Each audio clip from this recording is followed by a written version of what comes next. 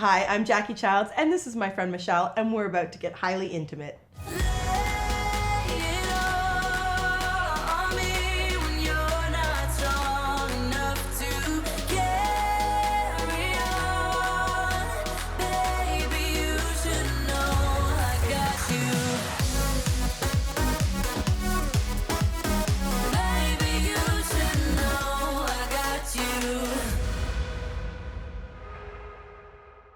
Hello. Hi, Jacqui. Thanks for joining me. Cheers. Cheers. Thanks for having me. Thanks for coming. Who's Michele?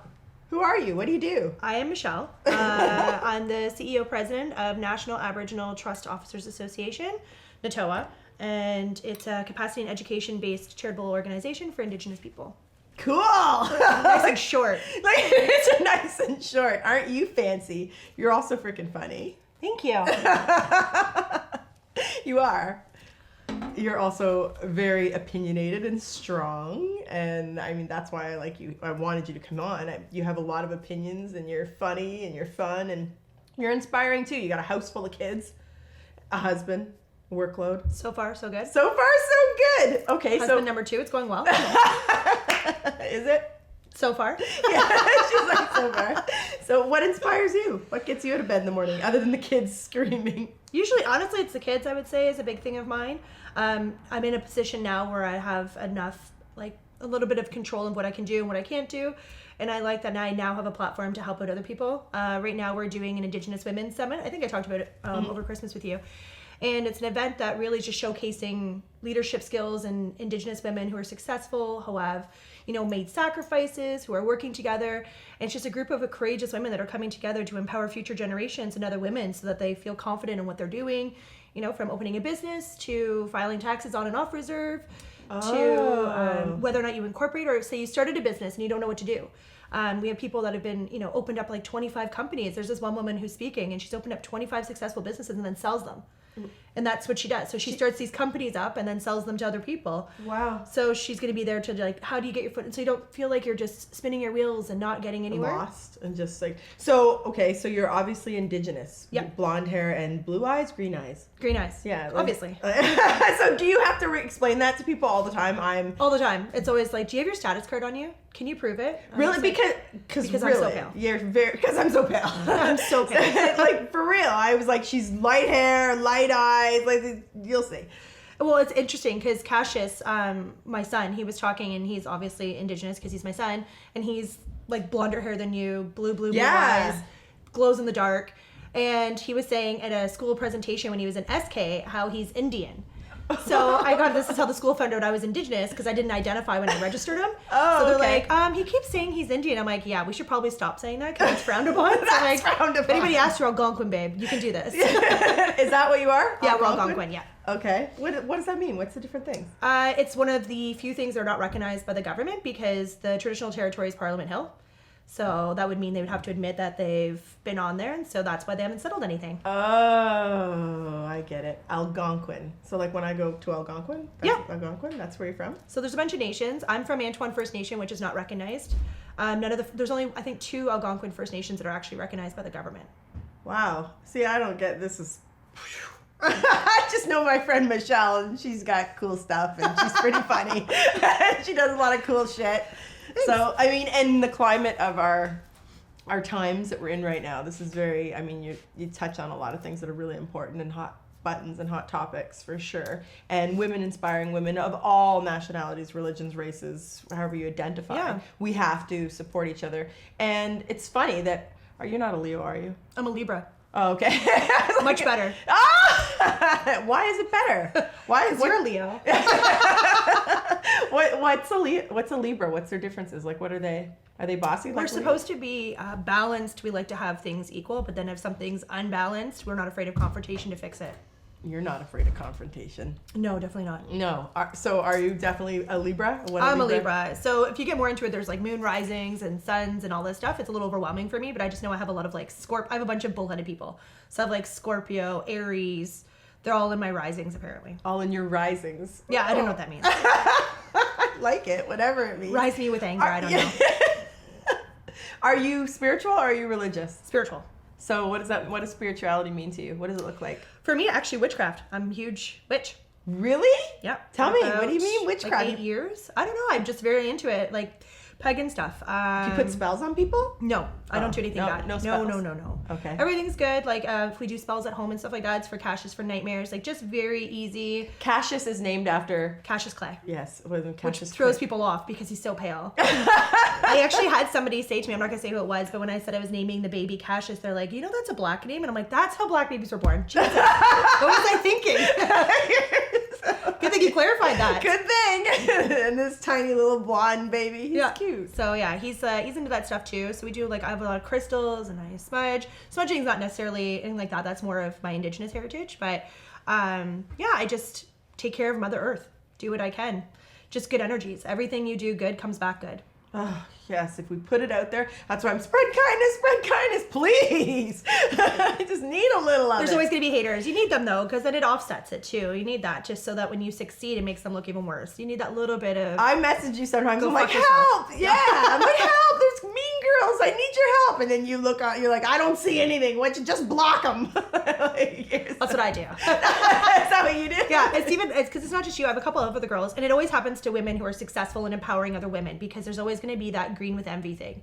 So as soon as a woman's doing a lot and helping people, because I've had it come to me like, oh, you're not Indian enough to be doing this, or I wondered about that, and I never wanted to say anything. Lateral violence is huge. Yeah, and it's not even just with being Indigenous. So it could be, well, it is with my sector, but sometimes you'll have different nations don't like each other. So that's an issue. Or some communities will not like each other, or this person won't let you on their territory. There's just so much drama in between. And it's a colonial thought, because before nations worked together, and then when they were trying to be colonized, that was something that was put on them. And that's not something that they should be acting according to. We shouldn't fight against each other. We should be working together. Just like you were just going to say women. Women need to work together. My biggest thing is empowered women empower women.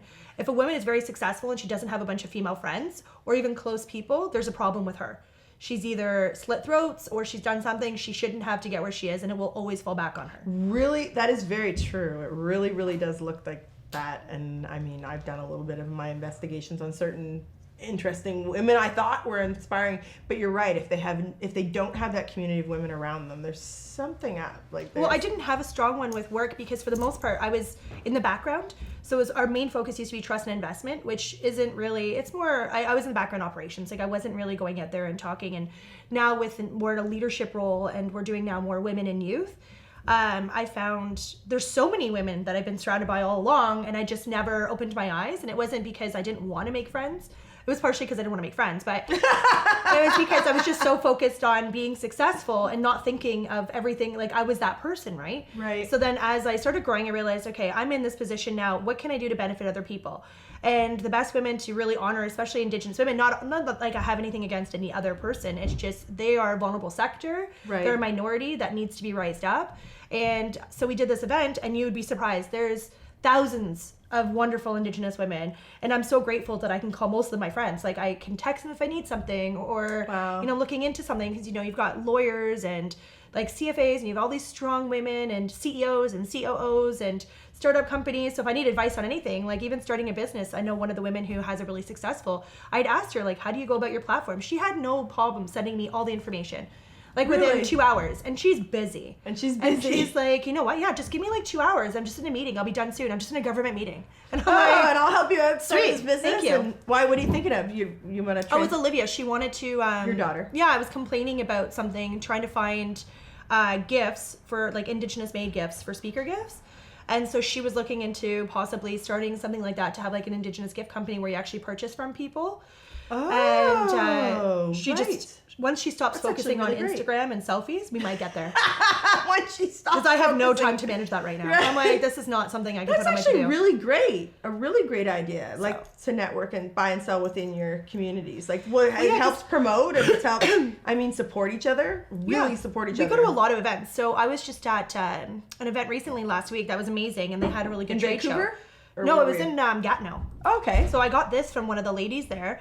And some beautiful seal earrings, like seal fur earrings. I bought a feather for my son, and just like a whole bunch of stuff. Like I went way too deep into there. Like when I looked at my bank statement when I got back, I thought, this is a terrible fucking idea. This is terrible, but you're being very supportive. Yeah, that's what I told my husband. And then I went to the casino with one of the guys that was there, and ended up winning like over $1,000. Oh, so I'm like, it almost offset the cost. That's almost. Fun. Do you like the casino? I like some casinos. Yeah, I love it. I really do. Like, what do you do for downtime? Like, you travel a lot. Oh, you like me too. You travel a lot. Yeah. You're a wife and mother. Yeah. What's your downtime look like? If I'm at home, if I'm at home downtime, pajamas. Like I get to work from home. I'm very lucky. Sometimes we'll go into the office and that, but it is in Mississauga, the Credit First Nation, so it's a bit far to get to. Right. But when I work from home, I'm in pajamas usually, and then when I do get home, as soon as Isla gets home, she's the small one. As soon as she gets home, she sits between my legs. We watch a TV on the recliner. Vampirina or something from Disney. And then when she goes to bed, then it's mine and my son's time to either play a board game or read a book. He's huge into the same things as me. So we'll read like on mythological creatures and all that stuff. And then for Olivia, when Cassius goes to bed, we watch a show that's not rated G. Right. So it could be so it could be a chick flick. We were watching one called something Virgin River or something, or I can't remember what it's called. It's a really good chick flick show, but she's huge into it too. So that's good. Yeah, and she likes Sabrina, the Netflix show, and yeah. I know what Sabrina is. I love that show. So being Indigenous, is it important to raise your children with the Indigenous values, or your thoughts of, how are you doing that? How do you instill that? It's been a little bit trying. Because I wasn't raised Indigenous, so my grandmother didn't tell us until I was probably about 9 or 10. We weren't really involved in anything until I was maybe 16. Why? She was ashamed. So she was in a residential school. I'm sure everybody knows what a residential school is. Basically, it's the church just genocide, as far as I'm concerned, and the government trying to get rid of Indigenous people. So she was raised that way. She hid it. I actually thought she was Italian. So my grandfather is Sicilian, and my grandmother was very dark. Like she had very dark hair, very dark olive tone skin. So I actually thought she was Italian for most of my life. And then one day she said she was French. So I was like, oh, she's French. And then when I got older, my mom had told me everything. She was raised to believe she was in a private school. She didn't realize that what happened there wasn't normal. So she thought she was in a private school. Oh my God. So then as I got older, I was more involved. And then with this job, it literally fell on my lap. I worked for somebody else who was doing a trust and investment conference at the time. This was in 2006. There was a group of trust managers that came together. Some of them are still on the board, and one of them is a big part of the team. And when they did this, they needed a volunteer. So I volunteered for 6 years. And after 6 years, there was so much potential happening, especially with all the settlements and, trying to educate as many people as we can on all the things that you can do with your trust. I asked them to hire me full time. What do you mean with your trust? Do with your trust? So when communities have settlements, there's so many different types of trust. This would be like a 2-hour conversation on its own. So a trust is something that when you get settlement, you could have a trust. Like Drew's, filthy witch family could have a nice trust that they could put in my name. But when you have a trust, sometimes people don't know what to do with it or how to invest it. And so there's ways you can use your trust to benefit either your community, education, economic development, which is a way better option than what some people do, which is called a PCD, which is per capita distribution, which means you get this lump sum of money and each community member, say, gets 30 to 50 grand, but then the money's gone. So nothing is done for future generations. And the whole mentality of Indigenous culture is for 7 generations. You're supposed to always think about 7 generations after you to make sure that you're, basically planting the seeds for these things to come to bloom. So when I started volunteering, I started learning more about my culture. I started running into family members at a lot of events. I'm still not as involved as I would like to be. It's very hard. I did find somebody who is willing to help me with my teachings. Now has the issue that he's located very far. He's Algonquin as well, but he's not located near me. Okay. And it's been a big problem with my travel schedule. I'm gone 3 to 4 days a week. And then when I'm home, I want to be home with my kids. But I am off for the month of August. So him and I have the whole month of August out so I can learn more about what we do and how our people operate. And my son is super on board with it. It's something he really likes. He's read quite a few books about it. He's learning a lot. So although I may not be raising them exactly how most people would feel that I'm raising them, I do other things by giving back. I'm on one of the school boards for their Indigenous Education Advisory Circle. So just making sure that Indigenous culture is encompassed into the curriculums for our people. A lot of the times things that we read in there, basically slander words. It would be somebody, the slander word for a Black person or something would just be openly in a book. And we're talking 2017 in these books because they don't update their textbooks. They don't say anything. So I remember my son came home. He's like, oh, did you know the government gives First Nations people money because to be nice, which is not the case. Right. It's because they pillaged like villages Right. and killed half of their people and then put them in this rural area. And now they're pissed off because these rural areas where they put them, the reserves, are now filled with, oil or natural resources that now they want. Oh. So it's very interesting, though, to go through those things. And, it was a learning lesson for me. And just making sure that my kids and other kids coming forth will learn actually what happened. And history is, we can't rewrite history. It's not a thing. Like, we need to be honest and truthful. And as much as it may be hurtful and it's a bunch of pointing fingers, it's still something that needs to be done. For sure. You were saying about planting seeds for 7 generations. I just purchased this ring while I was in Arizona, and it's called The Past, Present, and Future. And the gentleman is a native artist, Indigenous artist, and he has a little story with everything he creates. And he said that no one believed in him in his whole life, anything he did, except for his art teacher. And she inspired him, and she fueled this passion for him to create. And he said, and I create things that hopefully will be shared and passed down from generation to generation. And he writes these little stories. That's and a great poems idea, with though. It's really beautiful. Generational pieces are important. I was like a ring. I have a bunch of jewelry, like diamonds left over from grandparents, and even my mom giving me from my father. And I saw this woman who was Fate. She was sitting beside me on the plane, and I saw this ring, and it was big and had a bunch of stones in it. I'm like, that is so unique. She's like, I had all these diamonds from all these engagement rings from from past generations, so I made it into a ring. And I'm like, that is an amazing idea. So that's what I'm going to be doing now with all the stones left over, because they're very like fragile gold, they're old or whatever, but it is something, generational pieces are important. Yeah, I think so. I mean, I know, I love your rings. First thing I noticed. I thought it was very special, and the gentleman himself was very, very special. Like, when I'm talking to you, I get all emotional. Oh, we're going to cue the sad music. Because I'm so sexy. I make you hot and flustered. I respect you. I appreciate you. I enjoy you. So, it's serious and business, and look at me. Okay, so I have a question for you. Okay, what? What motivates you? You know what motivates me? It's probably not the best thing. Hate, anger, the distrust, the people that don't believe in me. That's what motivates me. Yeah, but that's not a bad thing. You're turning a negative into a positive. Yeah, it's almost like I want to prove everybody. It's like you're an incubator. You're taking it. You just got to be careful you don't hold on to the hate too long. You got to make sure you disperse it as you go. And as you release positivity, you kill a little bit more of it. Let's hope. But I guess that's what inspires me, or what keeps me moving. And when people doubt things, whatever, I'm like, okay, I'll show you. I'll do it. I guess. I think whether that's a positive I remember or the first time I met you was when I was doing stand-up. I think it was Brampton. Okay, let's talk about when I met you. I remember, I was like, we had a mutual friend, and I was like, she's so hot, and she's so nice. And this cute mom was there with her little cardigan on, and a little ponytail, and I was like, you were one of the comedians. Was there only 2 females? I think I was the only female. I don't think there was another female. Usually there's never any other females. It was a large group of comedians, though. Wasn't it 10 or 12? I judged all night, so I was asked to be. I remember for sure my buddy Munish was there. It was a charity. It was for a charity, wasn't it? Yeah, I can't remember what it was raising funds for, though. But it was good.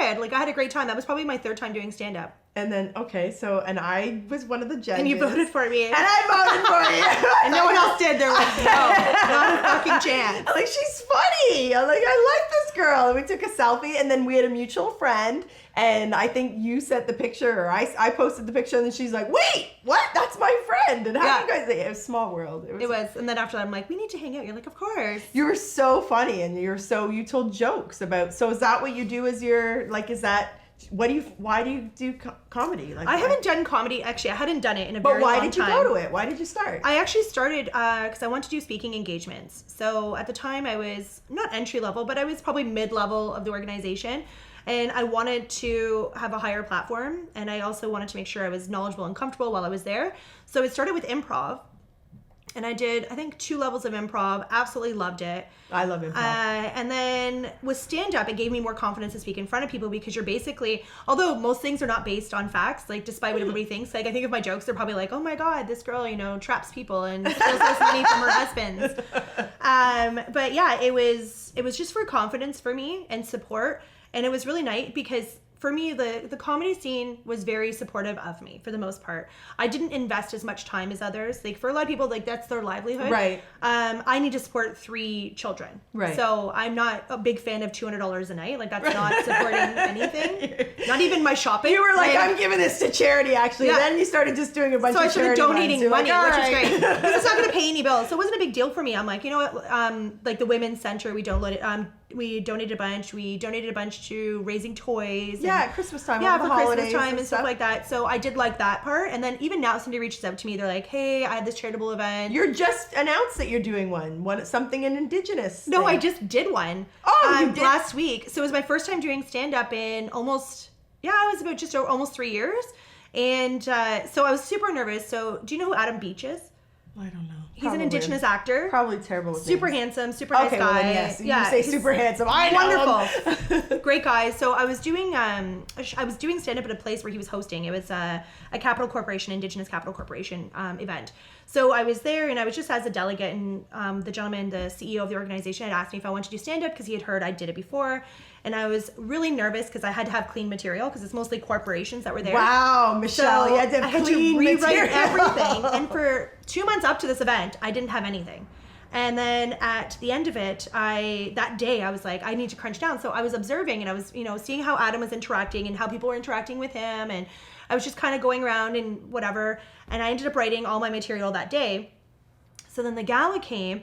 And I was super nervous, and it ended up turning out very well. Like, it was actually very funny, and it was a lot of play, and he's a super good sport. So he was really good to bounce things off of. Like, right. he could give it and receive it. Like, it was wonderful. So I did have a great time. It was actually turned out way better than I thought, because I'm like, either I'm going to get fired because I'm going to say something like an asshole, or I'm like, this is not going to be too bad. So it ended up working really well, and then we had to stay on a little longer because we were waiting. The roads were terrible. We had a huge snowstorm in Gatineau at the time, so we were waiting for the band to get there. So me and him ended up having to just go on for a while. And this is what I was talking about, where people believe everything they say. So for about 15 minutes, basically, it was me and Adam flirting, but like just over the top, exaggerated ridiculousness. And then the next day, I had all these people coming up to me. They're like, so you guys fuck, right? And I'm like, really? I just met him 4 minutes before I went on. Like, I introduced myself, and I'm like, would you mind if I just kind of said some stuff? I'm not making fun of you, but I just want to engage with you in the conversation. And you're hot. He's like, oh, I don't give a fuck. Go ahead. Really? He's happily married to this bombshell. So I was just like, do you mind? And he's like, no. I'm like, it's just all jokes. And he's like, yeah, no, for sure. I don't care. So it ended up going off really well. Like, we had great chemistry. He's a wonderful human. He gives so much back to like Indigenous people, like, getting him at these events and encompassing the culture. And he's very much aware. Although he lives in the States, he still incorporates it, which was nice. And it was really, really good. Like, I had a great time. Now I know I can say things without swearing, which is nice. I did have a really good cunt joke, but I didn't use it. It's the one of Cassius. And I was so close to doing it. I'm like, tell me. So Cassius, when he was 3, came up to me, and he's this adorable angelic creature. And he comes really up to me and he goes, is the K word a swear word? And I said, no, I know every swear word in the world. There's none that start with a K, baby. You're fine. He's like, oh, okay. He looks at Olivia dead in the face, and he's like, you're a cunt. And I was just like, I'm like, oh my God. I'm like, Cassius, that starts with a C. And that's a terrible word. And that's what I said. And Paul's like, that's what you're going to say to him? He's like, how about we say, don't say that? And I was like, don't say that. And I'm like, try not to laugh. And I'm grabbing my plate to go in the kitchen. And I'm laughing. You're shaking and laughing. I'm like, and I turn around, I'm like, Cassius, you just can't say things like that. He's like, I'm sorry. And I'm like, it's a really bad word. Come up with a different word, like, it doesn't start with a K.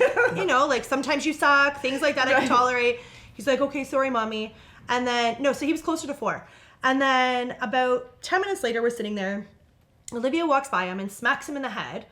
And he's like, why are you such a cunt? And I was just like, oh. So I'm laughing. So then fast forward a little bit.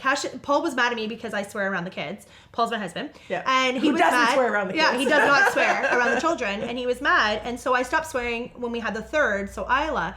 And so when she was a baby, I never swore around her. So I never say shit. It's not a word I would use. And then all of a sudden, Isla's just over a year, and she looks at me, she drops something on the floor, and she goes, shit. And I look at him, because that's the only swear word he says. And I'm like, funny, eh? How I don't swear around her, but yet here we are, shit. And I was like, what'd you say, baby? She's like, shit. Oh. I'm like, who says shit? She's like, daddy. And she's like, daddy, shit. Daddy shit. And I'm like, keep going, Isla. Yeah, mommy doesn't swear anymore. Daddy does. So after that, I start swearing and we're fine. She doesn't swear anything I say. Paul is like Mr. Mom, right? Stay at home because... So he gave up everything to stay at home because I travel so much, and I was really passionate about what I'm doing. I love my job. I love everybody I work with. There's really no negative part of my job. Like, even the travel, as much as it's not the best, it's still great that because I always think to myself, you know what, I am out of the place, but we're bringing more awareness to what we do, and we're helping people. And I'm all about the social impact of it, like how many generations we're helping. So 7, hopefully. More than 7, I'm hoping. So he is great. He's wonderful, and he's been making furniture now. So he's found like hobbies to do from home. So he's been making like coat racks, and he does renovations and stuff too. Yeah. And he like loves it. Handy. Like he gets to do all these handy things, and he doesn't care. And he does everything, right? Like he's a great... He doesn't clean. No? No. Oh. He cooks. He does not clean. Well, like my Drew. You need to clean more, Paul, if you're watching this. He'll be watching this. Yeah. You need to clean more. Does not clean at all. So you've just come home from, say you're away 4 days, 3 days, and you're at something that's, really, really mentally draining. Every time I'm away, it's mentally draining. Really? Is it because you miss your family, or just because the Actually, pull of being I had a big meltdown in December of this year. I'm so grateful for my colleague. He was wonderful. So I had a huge meltdown in December. We were traveling back to back to back to back. Like, I think we were gone 9 weeks straight. Oh. And it wasn't just 2 or 3 days. Like, it was like 5 days here, 5 days there. Sometimes it was weekend travel. And it was getting to be too much for me. And I was trying to, balance. And it was my son's birthday at the time. And the ice storm was, unfortunately I missed a really good event because I would have liked to have gone to Saskatchewan. Because it was such an empowering event from what I heard. But we had an ice storm, and I thought, this is a sign. Like, I'm not going. I'm going to stay home. So it was my son's birthday. We were at Great Wolf Lodge at the time. And we ended up just staying an extra night and having a great time and family bonding. And I'm like, I need this. The following week, I ended up going to Ottawa because there was a huge Indigenous event. So I went, and I ended up taking a flight home the next day because I just needed to be home, and I didn't do any travel for the rest of December. I went to a Christmas party for a work event. You had a huge Christmas party. You had my own... No, I mean for a work event. Oh, okay. Yeah. But you had a big Christmas party too. How many people did you feed? I think there was 32 of us. Oh, I think it was more.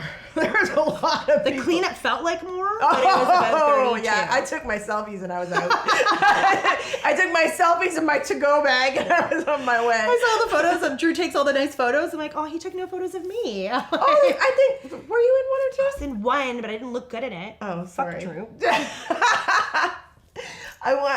When I wanted to talk about you being a comic, because you are strong, powerful, politically correct most of the time, sort of, that's who you are. That's when you enter the room. But then you do comedy, you do stand-up comedy, and you're raunchy and you're loud and you're crazy and I love stand-up. I've always been raunchy and loud. That's never changed. I would say that's more me, but obviously in my work setting, I'm very grateful. The organization that I do work for and the ones that I partner with, all know what they're getting into. Like, yes, I'm very professional. Yes, I've been running the organization.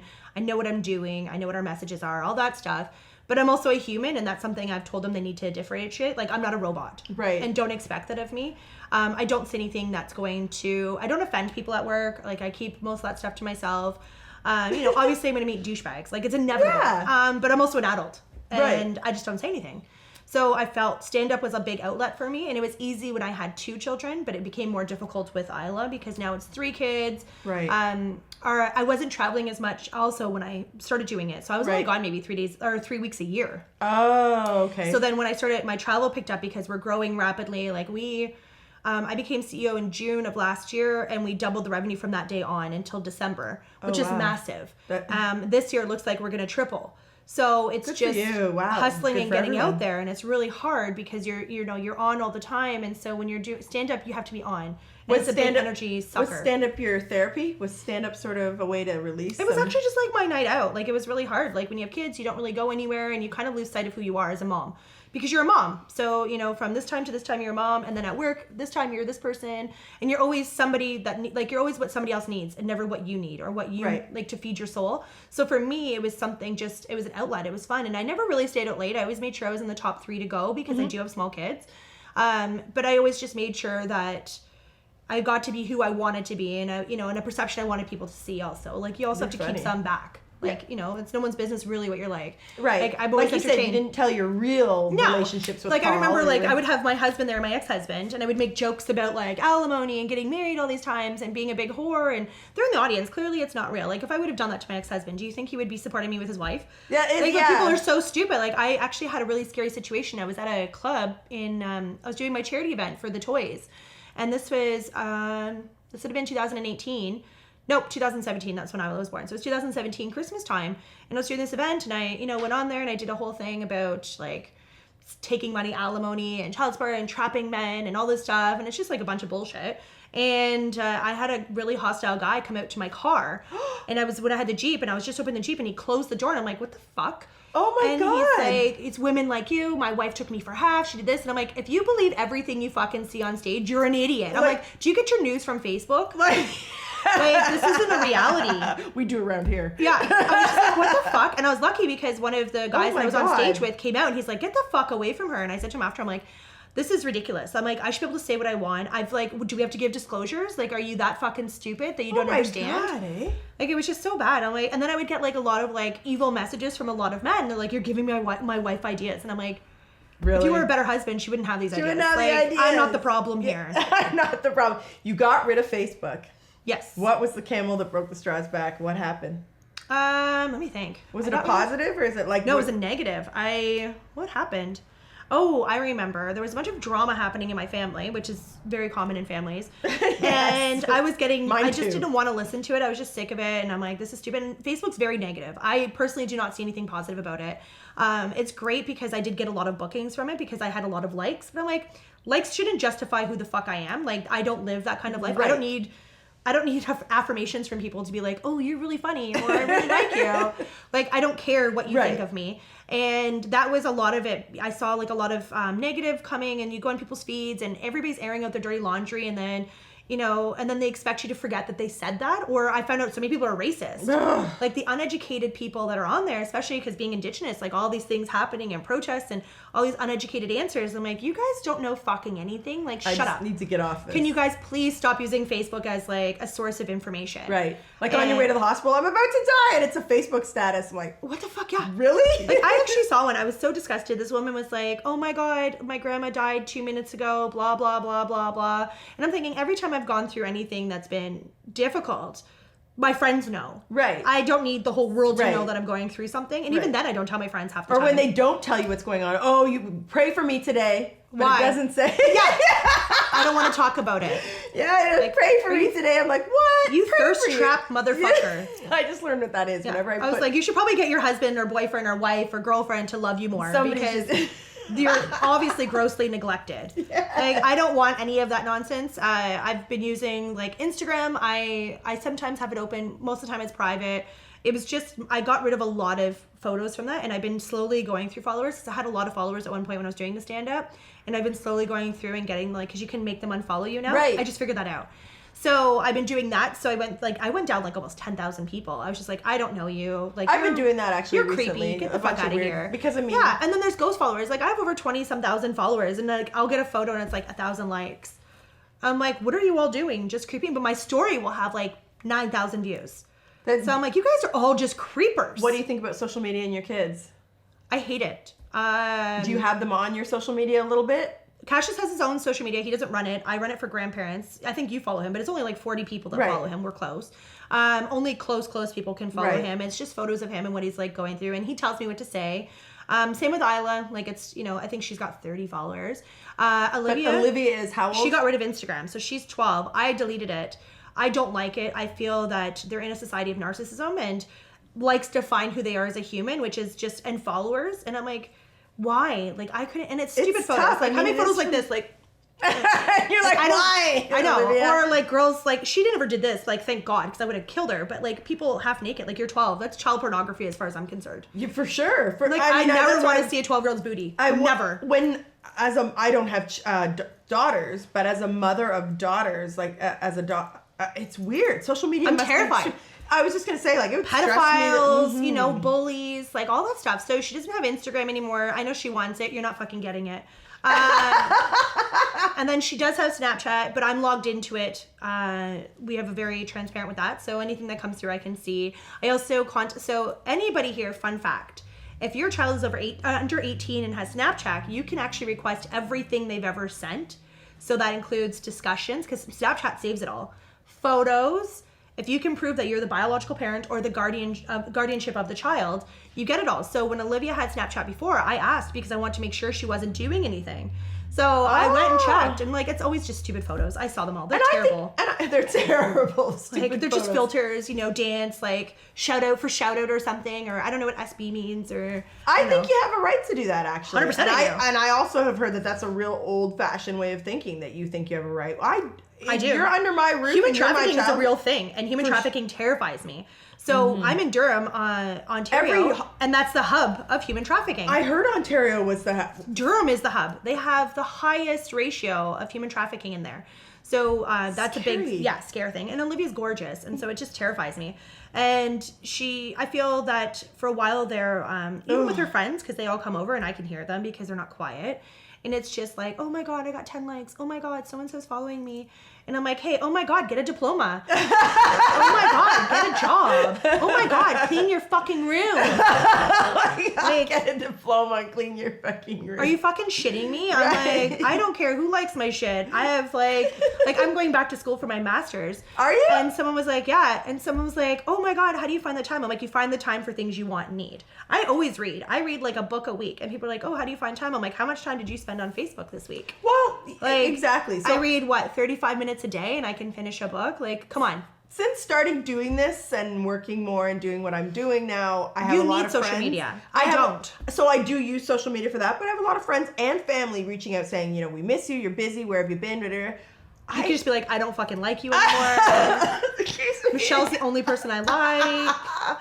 Those are things, that would be an appropriate answer. Yeah, Michelle's the only person I like. Message her, find out what I'm up to. Yeah. Well, when you messaged me, I was like, oh my God, I'm going to see Jacqui. And I'm like, I can't wait to hang out with her. And then you said you're busy today. And I messaged Paul and I'm like, fucking Ken's busy after. But now I find out, I'm like, never mind, I'm going to her house. You can come over for sure. You came on Highly Intimate with me. I want to know a secret. I want to know something that people don't know about Michele. Or wouldn't assume or wouldn't expect. Oh, I know. This would be a softer side of me. Okay, I'm like super affectionate and love cuddles. So when you were saying how I regenerate or whatever after traveling, a big part of that is my children. So Olivia's going to hate this. She hates snuggles and cuddles. Like, she's just, don't touch me. Like, you're old, go away. So whenever I'm like traveling a lot, I'm like, can I just have 5 minutes? And she'll actually set a timer on her phone. 5 minutes? So I can cuddle her. And she's like, not too tight. Put your arm here. Don't touch my hair. Don't touch my face.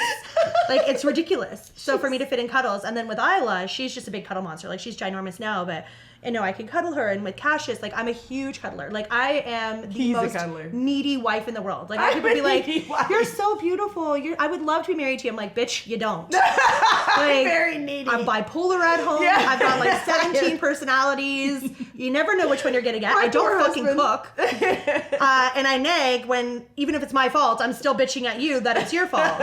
So like, I'm the worst. But then I love affection. So I'll be like, as soon as the kids go to bed, I'm like, hold me. Like, so I'm super affectionate. But if strangers touch me, I fucking lose my mind. I'm just like, get your dutty ass hands off me. What'd you call them? You're dutty, just gross. You're dutty, just gross. Okay, your Christmas dinner, your holiday dinner.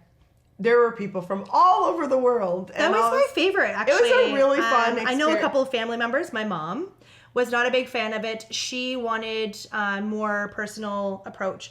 Because I'm busy, I wanted to be able to encompass everybody from all So your mom wanted the friendship. holidays to just be family. Yeah, obviously, which I understand. Like, right. I'm sure I'm going to be like that when my kids have kids in 40 years. Because that's when they're going to start having sex. In 40 years. Yeah. So for Christmas Eve this year, I really just wanted to be surrounded by people I actually like.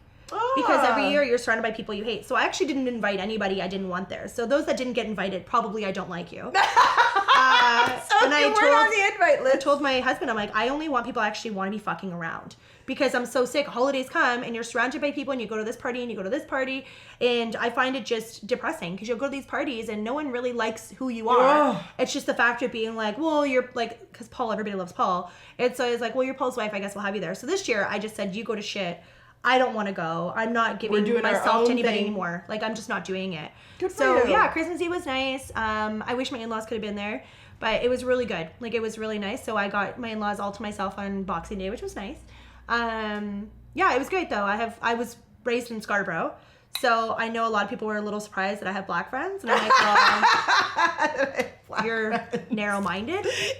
I'm like, I have tons of black friends. I also have a lot of white friends. Native friends, like I have lots of different friends. I don't have any fake friends, thank God. I don't have any fake friends. Yeah, and I remember somebody was somebody had made a comment, and I'm just like, oh, I didn't realize you were a bigot. My apologies. So I just like unfollowed, I blocked them on Instagram. I'm like, what the fuck? Who makes a comment? Well, like, I posted a picture of and just said season's greetings and happy holidays. I loved that photo. From my family to yours, and it's everybody on the stairs. And I'm the only white person, I think. Oh, you're in it as well. No, I'm not in it. Jem's in it. Oh, okay. Oh, so, right. Our girlfriend, Jem. And everyone's like, what? Whose family is this? I'm like, this is my family. Why do you have to be blood to be family? I'm like, this is my family. It was so weird because it was such a weird array of people. And again. But then it was so funny because it's a stereotype. They all ended up knowing each other. So all my different friends that are from Scarborough all knew each other. They're like, we went to high school together. And this guy was at his, I was at his party one year and I'm like, what the fuck? Because I knew one guy that was there from when I worked at a gym when I was 19. He's been a huge supporter of mine, the police officer friend. Mm-hmm. And then I have Jem's family. I met my husband through her husband. So I have them, and then I have, this other guy, Chris, that's been in the industry forever, and his son, who's always been, a great friend. So it was just like, wow, you have, such an array of people. And it was fun. It was they're the only ones I like. You're the only ones I like. It was really fun. Obviously, some people I invited couldn't come, but no, it was nice. It was a really good, the food was amazing, and just you have a vegan, and then I liked that there was some Jamaican food there, and then there was some Filipino food. And, I'm like, who wants just one type of friend? What did I bring? I don't remember. Drew probably knows. Some Jew food? you don't cook. No, so that's my bullshit. husband does. He did not make Jew food. No. I think he made desserts. I think he brought desserts. Oh, I'm pretty sure. I don't remember. I remember I made that fucking terrible vegan turkey that everybody loved that I thought tastes like ass. Oh, yeah, because there was vegans there, right? There was a couple vegans. Oh, I ate. Oh, is it Crystal a vegan? Yeah, Crystal's a vegan, and Jem's daughter's a vegan. Friend. Yeah, so I made a bunch of and I was trying vegan at that time. Oh, and what's his Julian's daughter had just come in from England or something. Yeah, and it right there, it was really fun. It was fun. It was a great group of people, and yeah. So when you guys have your Hanukkah party this year, I look forward to your invitation. Yeah, I just realized the fun fact. It's not a fun fact. It's just probably my ignorance that I thought Hanukkah was around the same time every year, and so different. This woman who is basically a mentor to me. She's the most wonderful woman I've ever met. It's a friend of mine's mother. She's a badass bitch. She's an older Jewish lady. And they're mostly she badass has her bitches. Yeah, she's just she's the person. She knows what to do. She can structure everything. Huge, wonderful, empowering woman. And she was the one that broke the news to me that it's not at the same time every year. It's not, because I was like, oh, I'm a fucking idiot. A lot of people don't know. And she's like, it's like Easter, it floats. Yeah. And I'm like, well, why the fuck does Easter float? Can't we just Easter made up holidays anyways? In June, because those little Easter bonnets and those skirts and shit you gotta wear, it's always snow on the ground. We need to float Easter into June. We don't celebrate any of those holidays. This Easter, I'm going to Hawaii with a bunch of girls from Vancouver. Oh, nice. I'm like, I'm not celebrating Easter. Your foundation, your friend group, your tight ones that you would travel with or that you spend a lot, are they Indigenous women? Or are they? No. Well, some of them are. Actually, me and a few other Indigenous people, women, are coming together to do a girls' ultimate trip. We're looking at where to go because we also want to meet other Indigenous people. But right now we're at 35. Wow. And all these girls are way above me. I'm just kind of but because I'm an organizer, I've slipped in. But yeah, the hierarchy of things, these women are just such badasses. But yeah, we've been talking about actually just getting together and discussing and having sign non-disclosure agreements, and because a few of them are lawyers. So just making sure everything that happens stays where we are, and obviously nothing crazy because I'm old and I go to bed early. But I would say my tight circle. I have a few female friends. Crystal's obviously not Indigenous. Right. She's Italian, which you probably wouldn't know because she's pale like me. And then I have a really good friend, Sharon, who's a really great actress and well known. So I'm not gonna say her last name. She's in Vancouver, and then a couple girls from Vancouver that I've been tight with, and then I have you. I only talk to maybe 4 of you on. Through text. I really don't talk to a lot of too many because I see all the Indigenous women all the time at events. I'm gone all the time, so right. I'm usually with one of them. So you're always away. So we're take pictures and send it to the person, being oh, wish you were here, right? Cheesy girl things, but yeah. And then I have a couple of buddies that I talk to here and there. I don't talk to my buddies as much, obviously, but 10 years from now, will you be this? What do you want hope to be? Where do you hope to be? Because you're very busy. You have a lot going on. 10 years. I 10 actually had a years from now. 40 year. So when I'm 40, which is in 4 years, is more of my goal. I'm hoping to be finished my master's. It's an executive MBA, so I think it only takes me 2.5 years, so I should be fine in Ontario. I like writing a lot. So I'm writing a book right now, and I'm hoping that I could just be more of a mentor. Like, I don't necessarily need to be in the center of attention. Like, right now, I love it. Like, I love my job, and I love being like, look at me, I'm so sparkly. But in 4 to 10 years, you'd like to be behind the scenes more? Or more not? behind the scenes. That's I want to be more of a mom. I want to be able to spend more time. Like, this year, I've scaled back drastically on my travel. Last year, I was gone a lot. I was like honestly, Air Canada loved me. And hotels. Like, I spent last year 102 nights at hotels. Wow. Just Marriott. So that's not mentioning all the other hotels that I slept in. So that was a huge awakening to me when I got that. Like, oh, congratulations on being titanium. I'm like, this is not something to be proud of. So that was a big thing for me. Because you do feel guilty because of course family. I do. Because I love my kids. Like, you know, one thing I do when I travel is I call them when they get up for school. So it doesn't matter the time change. So if I'm in Vancouver, I call them at 4 a.m.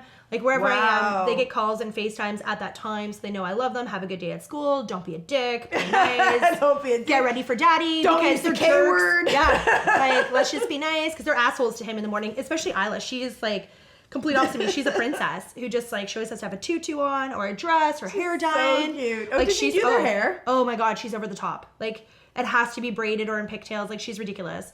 And then Olivia makes sure she's on the bus and, you know, hey, be nice. Let's not get in fights today. Like, you know, different conversations with each person. But yeah, I think in 4 to 10 years, I'd like to have more time with my babies. I like writing children's books. Like, I wrote quite a few. I've just never published any, but I do like writing a lot. Like, I like to be alone as much as I'm out there and doing things. My ultimate goal is to live in a house surrounded by trees with a big, huge wrought iron fence and big gargoyles, and it all black, so no one feels welcome to come in. So no one feels welcome. 100%, that's what I want. Like, I want to be that scary looking fucking house. Like, where they're just like, oh, that's haunted. That's haunted. You can't go there. That's you me. really want that? Oh, that's what I want. And Paul's like completely on board. He's like, we need to figure it out though, because it's going to get a lot of sun and we're going to waste a lot of AC. He's like, Drew. So I'm just like, okay, she fucks. Get a lot of sun. Fuck off on the fucking sun. Yeah, and travel a bit more, because I can travel quite a bit. I can work remotely, so. But yeah, I think that's a big part. Like, I was lucky this year I could scale back quite a bit. We just hired a new person, so he's been doing a lot of the travel. He's great at schmoozing, community level, like, wonderful guy. So it's been pretty good. Do you think Indigenous relations and Indigenous communities will change drastically by the time Olivia and Isla are like your age now? Hope. Into the positive. Into the positive, I hope. I hope there's more engagement. I hope there's more discussion. Less saying, you know, we consulted. Consulted means you talked at somebody. Like, right. It means like, this is my plan. That's not necessarily working together. I think working together is a big part. And just the stigma of not being Indian enough, I'm hoping that gets lifted a bit. Like, even with a lot of communities and organized, like, there's a lot of charitable organizations that will only work with people with status cards. Well, Métis don't have status cards. Self-governing doesn't have status cards. My kids are qualified for status cards, so I'm fine. I just haven't done the paperwork yet. But that's not that shouldn't be a system of getting access to things. Right. You know, and I understand there's always going to be those people that abuse the system, but that's like with anything. Like, that's like with welfare. That's with anything like OSAP. Right, You can OSAP. abuse anything. Yeah. So, I lived off OSAP and I wasn't in school. Took me forever to pay back my OSAP. I did not want to pay for that degree. I was rolled like, it into my waste first of a mortgage. degree. My first mortgage had an extra $25,000 on it. I was like, OSAP. Smart idea. No, it was just trying. Well, at least you did it for real estate, and you're not like, oh, one got some escorts, busy night, No. bunch of hookers and cocaine. No, it wasn't for that. Yeah, so that's not too bad. But yeah, I just hope that there's just more flexibility and just more love. Like, right now, like, I find the world so toxic. So angry. Everybody's so angry. You so read people's angry. tweets, and I'm like, why are you so entitled? Like, those keyboard warriors. Oh, so angry. I remember one of my girlfriends posted something, and I lost my shit because I think she's gorgeous. And somebody was like, oh, if you put some meat on your bones, or if you did this. And I'm like, I just crept your Twitter, and you are a disgusting fuck. Oh. And I'm like, how about you don't look like a can of smashed assholes before you start attacking somebody else's beauty? I'm like, because beauty's in the eye of the beholder. Like, have you seen that to be a girl or be a lady, they said? Have you seen that video that's going around everywhere? Oh, okay. There's a video where it tells us it's sort of like an internal dialogue about, you know, what women say to themselves and what apparently. Oh, is that the one with the three celebrity chicks? Well, it's a chick from Sex and the City. She's the short-haired girl that's narrating it. I have no idea. Oh, okay. It's just because I saw one of the elevator, but it's so true because you never know, and like, you know, you find your spouse hot, I find my spouse hot, but somebody could be like, oh my god, like what the fuck, like, you know, it's how you connect on a spirit level. And it's just I want them to be in a place, I want them to grow up in a place, not just for Indigenous issues, but for everything. Like, you know, my kids don't have any racist bone in their body, and I like that. Like, I don't care. I've told them I don't care who the fuck you date, male, female, what color, right. alien, I don't care. As long as it's not an animal, I don't care. Right. I want my let's kids just stay to the human species. to be kind. But you know what? But if there's some really nice aliens, totally fine. Some aliens. But, you know, things like that, like, you know, it comes from the home. Like, you're not born racist. And that's one thing I've always, like, said to people, like, when they're like, oh, I don't know why. Well, because your parents are pieces of shit. Like, did you have strong women role models or no? No. You didn't?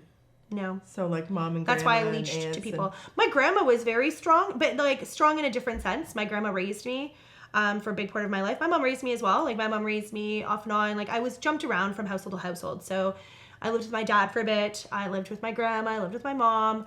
My grandma probably was the funnest to live with. She was interesting. Like, it's a bad thing now. The grandma I know? No, that's my step grandma. Okay. No, it was his ex-wife that I'm talking about. She passed away. So she was interesting. Like, I would say I didn't feel well, and then we would just binge watch like Columbo and The Equalizer and things like that. And you know, she was a lot of fun, and she was always supportive of everything I did. And when I started working for NATOA, she was so proud of me. And when I started doing all this work and helping people, and she just loved it. And then when I wrote my book, she wasn't fully abling at the time. Like, she was a little bit senile. Mm-hmm. And I gave her the book, and I wrote her a little note in it. And she just bawled her eyes out, and she's like, "You're my favorite." And I was like, all the cousins were there. I'm like, you fucking heard it. I'm the favorite. Yeah. I was like, you guys all know that. You heard that. Aw. I'm like, say it louder. And she's like, what? I'm like, nothing. Yeah, no, she was definitely somebody that I looked up to. So that would be your role model. Yeah, because she was just more kind. It wasn't like she was like a very successful person. She was a stay-at-home mom. I don't remember her ever working, actually, like when I was young. But she always kept the family together. And she was very kind, you just said. Like, yeah, she was super nice. That. And my mom did the same thing. Like, she made it a big part to make everybody, and like, she had kids young, my mom, and then got divorced young, and, you know, was not handed a very good hand. And I think that she did the best she could with what she had, and she gave that on to me. Like, my mom would, honestly, she would not eat for us, because I grew up very poor. So she would not eat so we could eat. You know, we always had the nicest stuff. She'd be wearing something 7 years old with holes in it and whatever.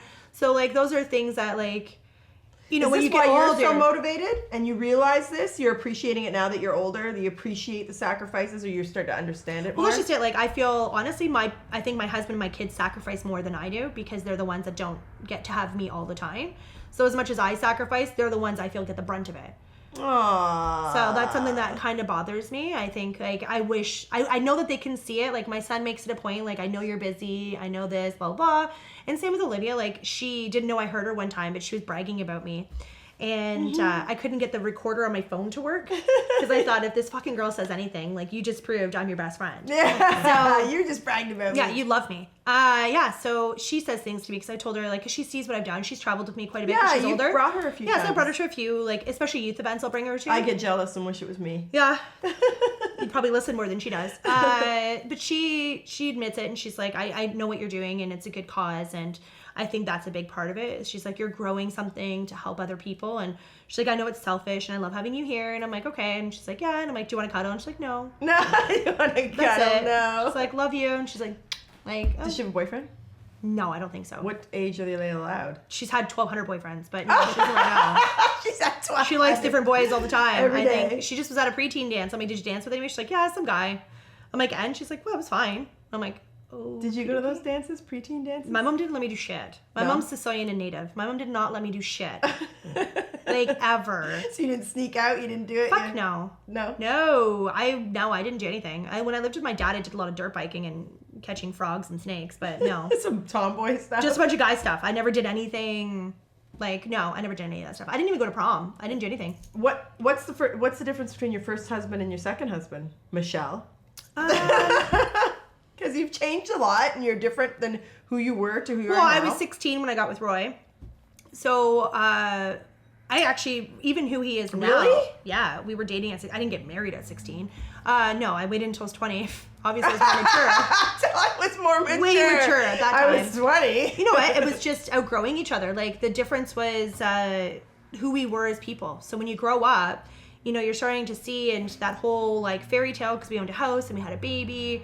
And it just starts hitting you that, like, you really have nothing in common. And you really have different goals and avenues. And I think I'm a bit much for him. And even when we're together, like, because he comes to a lot of holiday events with his wife and stuff, I'm too much for him. Like, when I'm talking and I'm loud, he just, like, I can see him wanting to puke. It's too much for him. Whereas Paul, he's just, like, supports everything I fucking do. He's just like, yeah, go ahead, whatever.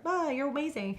So it was, Paul was what I needed at that time, and he is what I need now, and it's wonderful. And he's complete opposite of me. He's a great guy. I mean, not that you're not a great girl. You said he's complete. Amazing. You're amazing. He's a great guy. And I mean, it takes a certain kind of guy to be around someone that's... Well, that's just it. Like, we're definitely different, but we have the same goals and same values. And a big value of both of ours is family. Family's very important. Very huge to both of us.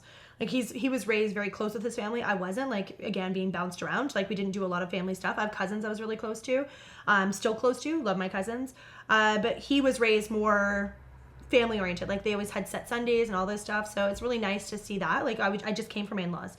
And it's just beautiful to see. Like, they're just so close, and, you know, like, they get along so well. And they're very different than my family. Like, they're very calm, cool, collective. And my family is, like, who has a louder voice, laughing. Like, we're wild. We're feral creatures.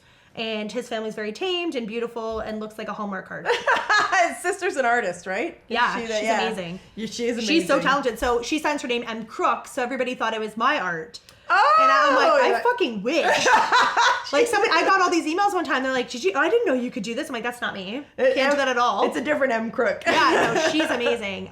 No, she's very, very, very talented. She actually heard my son created a board game that I was playing today with them. They created it about 6 months ago.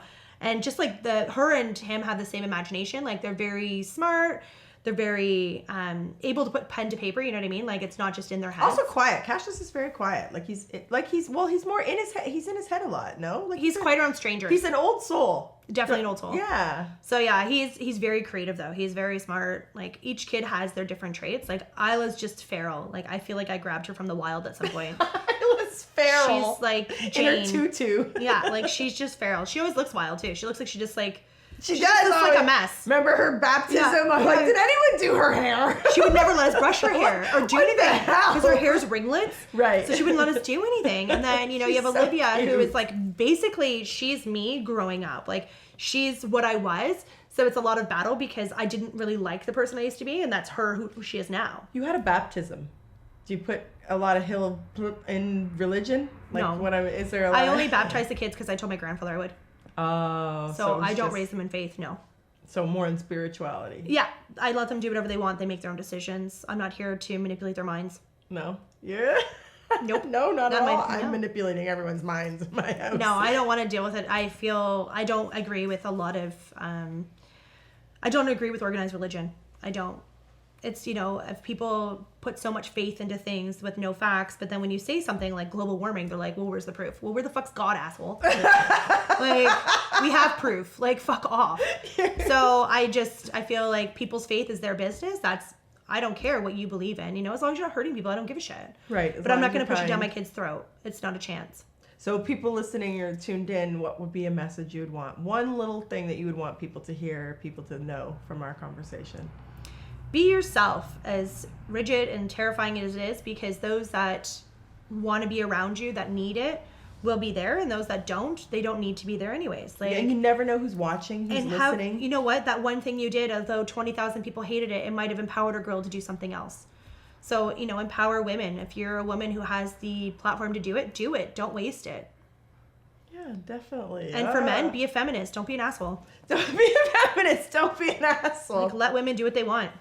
Thank you for enjoying your red wine with me. I know. Highly intimate. Thank you, my love. Thank you. Thanks for sharing some time with me. That was really great. Anytime. Appreciate it. That was my friend Michelle, and we just got highly intimate.